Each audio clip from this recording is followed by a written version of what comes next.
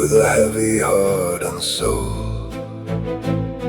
His brother's pride was far too loud, and they had lost their self-control. They sought for gold and silver bright, and looked at others with disdain. They turned away from what was right, to seek for power and for gain. He warned them of their many wives and hearts that were no longer pure. They led such broken, selfish lives, with wounds that only God could cure.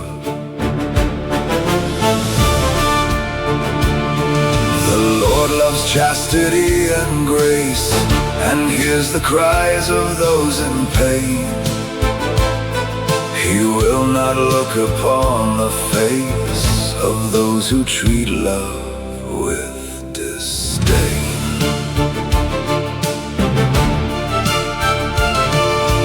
Jacob shared a story then of an olive tree within a field, to show the Lord's great love for men and the fruit that every branch should yield. The master saw his tree decay and worked with tears to save the root. He grafted branches every way to bring again the natural fruit. He labored long within the sun, with servants helping in the task, until the work was finally done, with every blessing they could ask.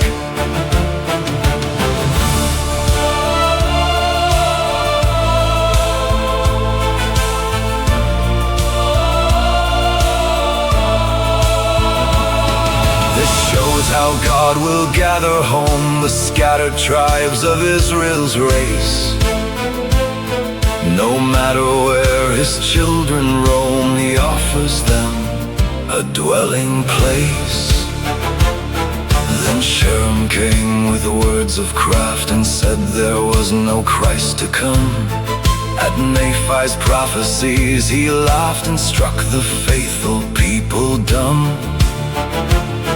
He asked for signs to prove the word, and fell down smitten to the ground, confessing all the things he'd heard, as truth and light were finally found. Jacob felt his days grow old, and passed the plates to Enos' hand. The sacred stories had been told to bless the people in the land. He spoke of peace and of the grave, where all the weary find their rest, with faith in him who came to save and make the faithful truly blessed. He bid the world a last adieu, and hoped his words would touch the heart, to keep the covenant ever true, and from the Savior never part. The record stood as a decree to warn the prideful and the vain, that only through humility can we escape the bonds of pain. Look forward with a steady eye upon the Lamb who took our place, who came to earth to bleed and die, and save us by his holy grace.